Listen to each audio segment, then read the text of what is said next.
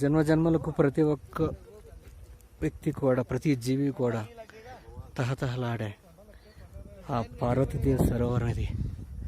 ఈ సరస్సులో స్నానం చేయాలని ప్రతి ఒక్కరు కూడా ఎంతో ఉత్సాహంతో ఉంటారు.